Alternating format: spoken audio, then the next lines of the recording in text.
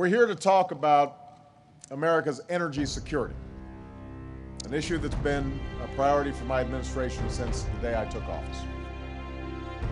Our military leaders recognize the security imperative of increasing the use of alternative fuels, decreasing energy use, reducing our reliance on imported oil, making ourselves more energy efficient. So moving towards clean energy is about our security. It's a challenge that requires us to break out of the old ways of thinking, to think and act anew.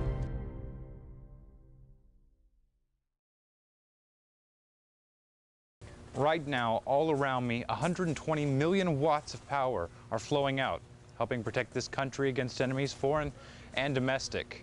Ensuring that that power flows constantly and reliably, as well as doing the most we can with it, has become a national priority.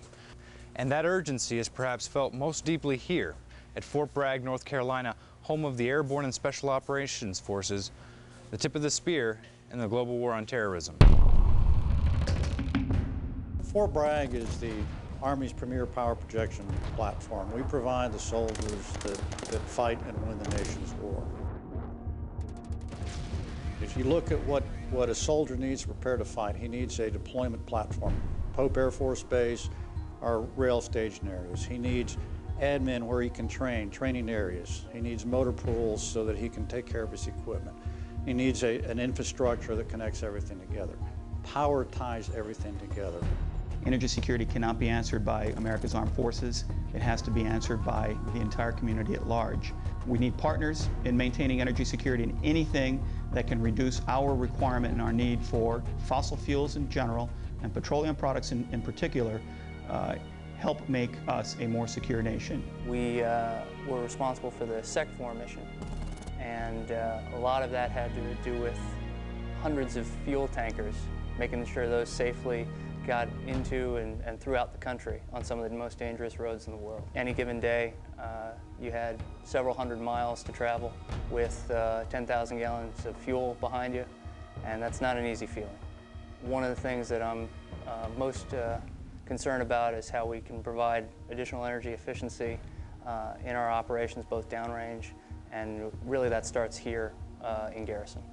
What we're looking at doing at Fort Bragg is backup generation, where there are fuel sources available in critical load scenarios so that operations can continue to exist even if there were a large catastrophic disruption of fuel supply. We have great source of power, great relationship with Progress Energy.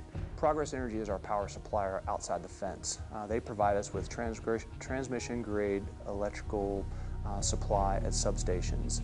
On the other side of their substation, the company that I work for, Sandhills, picks up that transmission electrical and distributes it on the base. We allowed them to bring their transmission line through Fort Bragg to tie into their substation. This new line from Rockingham will tie into that system. That gives us now our three sources of power. So there has to be a lot of coordination between DPW, between Sandhills, and between Progress Energy to make sure that our energy requirements are met. The next most important thing, I think, is energy efficiency and conservation. I think it's more important. I think the effective and the efficient use of energy goes to the underlying problem of demand, supply and demand. If you're not using it efficiently, then the alternative is you need more and more and more. This comes down to individual communities and individual people and the choices they make and the habits they have. Really, it starts with building a culture of responsible energy use. Recycling certainly is a component of it. Turn off lights, making sure our facilities we construct are LEED certified. Renewable energy, photovoltaics. Compact fluorescent light bulbs. Shave usage during peak hours. That we use Energy Star equipment. Ground source heat pumps. Why not reuse the water that we get naturally through precipitation and our own streams and rivers? That we commission and recommission our facilities and those operational systems in it so they're working at peak efficiency, minimizing the power that they demand. And we have a great emphasis right now on trying to educate the general public. Talking about going down to the local level, there are programs, there are outreach programs, the Energy Awareness Program, the Building Energy Monitor Program. There's a lot of training and program development that's aimed at family housing, at barracks, at the retail facilities on base trying to educate the managers and the staff on how to think efficiency within their reach. This is the new FORSCOM headquarters, the future home to 10,000 soldiers and civilians.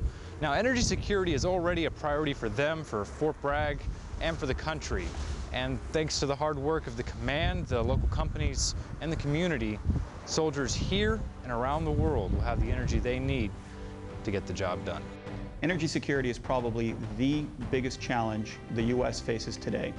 You have to change people's ways of thinking and people's ways of acting. There's a direct tie between our daily lives, all the little bits adding up, to how national policy is set. All of that is dependent on secure, reliable, good quality electrical supply.